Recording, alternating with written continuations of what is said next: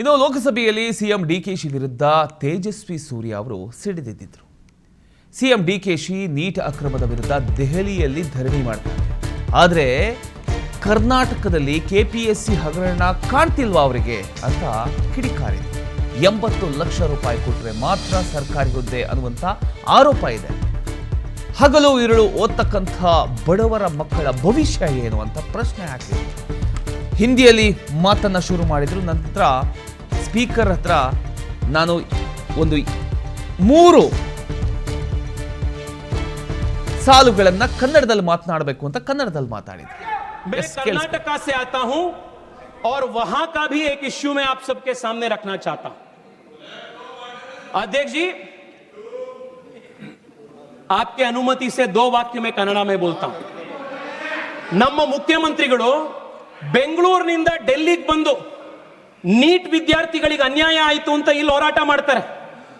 ಕರ್ನಾಟಕದಲ್ಲಿ ಕಳೆದ 3 ವರ್ಷದಿಂದ ಕೆಪಿಎಸ್ಸಿಯಲ್ಲಿ ಆಗಿರುವಂತಹ ಹಗರಣ ಪ್ರತಿ ದಿವಸ ಸಾವಿರಾರು ಜನ ಯುವಕರು ಫ್ರೀಡಂ ಪಾರ್ಕ್ ಅಲ್ಲಿ ಕರ್ನಾಟಕದ ಮೂಲೆಯಲ್ಲಿ ಹೋರಾಟ ಮಾಡ್ತಾ ಇದ್ದಾರೆ.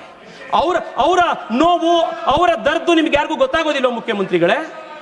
ನಾನು ಮುಖ್ಯಮಂತ್ರಿಗಳಿಗೆ ಕೇಳಕ್ಕೆ ಇಚ್ಛೆ ಪಡ್ತೀನಿ. ಕೆಪಿಎಸ್ಸಿಯಲ್ಲಿ ಒಂದು 10 ದಿವಸದ ಹಿಂದೆ ಕೆಪಿಎಸ್ಸಿಯ ಚೇರ್ಮನ್ ಅನ್ನ ಗವರ್ನರ್ ಸಸ್ಪೆಂಡ್ ಮಾಡಿದ್ದಾರೆ. ಯಾಕೆ ಮಾಡಿದ್ರು?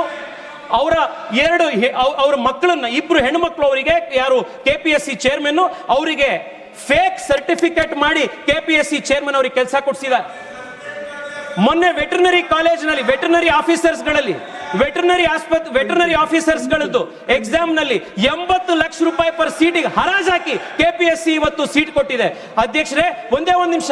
ನಮ್ಮ ತಂದೆ ಬೆಂಗಳೂರಿಗೆ ಚಿಕ್ಕಮಗಳೂರಿನಿಂದ ಬಂದಾಗ ತಲೆಯಲ್ಲಿ ಕೈಯಲ್ಲಿ ಕನಸು ಬಿಟ್ರೆ ಅವ್ರ ಕೈಯಲ್ಲಿ ಏನೂ ಇರಲಿಲ್ಲ.